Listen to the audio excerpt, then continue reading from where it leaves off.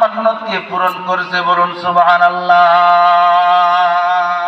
ইয়া মুহাম্মদ মুস্তাফা নবী সাল্লু আলা, ইয়া মুহাম্মদ মুস্তাফা নবী সাল্লু আমার শাফায়াতের কান্ডারি রাসূলুল্লাহ, ইয়া মুহাম্মদ মুস্তাফা নবী সাল্লু আলা, ইয়া মুহাম্মদ মুস্তাফা নবী সাল্লু। কেউ বলে নবী নূরের পুতুল, কেউ বলে নবী গোলাপের পায়া, মুহাম্মদ মুস্তাফা নবী সাল্লু আলা। আমার বন্ধুগণ, মান্নাত যখন আদায় করলো, এখন নবীজির দাদা মহা বিপদে আছে আব্দুল্লাহকে নিয়ে। মক্কার অলিগলিতের মধ্যে হাঁটতে পারে না, কেমন জানি তাকে ডিস্টার্ব করতেছে আব্দুল্লাহকে। নবীজির দাদার একজন বন্ধু ছিল, তার নাম হলো আব্দুল ওয়াহাব জুহুরি। বন্ধুর বাড়িতে যাইতেন, আসতেন, বইতেন, খানা পিনা করতেন, বন্ধুর সঙ্গে ভালো কথাবার্তা বলতেন, সুখ দুঃখের কথাবার্তা বলতেন।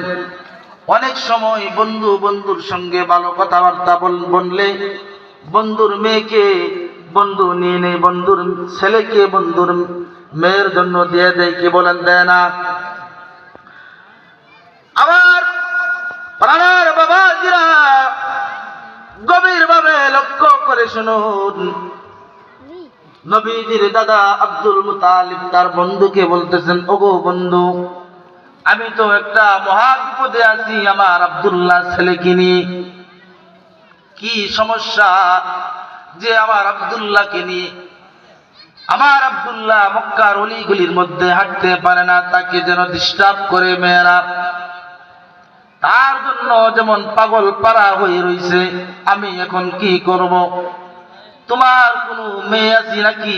আমার ছেলের জন্য আমি নিয়ে নেব। আব্দুল ওয়াহাব জুহুরি ডাক দিয়া বলতেছেন, ওগো বন্ধু,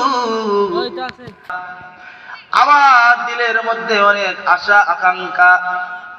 আমি যদি তোমার সঙ্গে কুটুমিতা বেয়ালা করতে পারি, আমার মেয়েকে তোমার ছেলে আব্দুল্লাহর হাতে যদি আমি তুলে দিতে পারি, আমি হব সৌভাগ্যবান, আমি হব সৌভাগ্যবান। আমার বন্ধুগণ,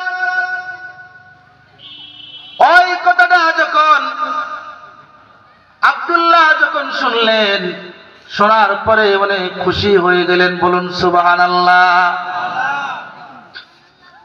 ভালো পাত্র যদি কেউ পায়, হাতছাড়া করেনি হাতছাড়া। ভালো আলেম,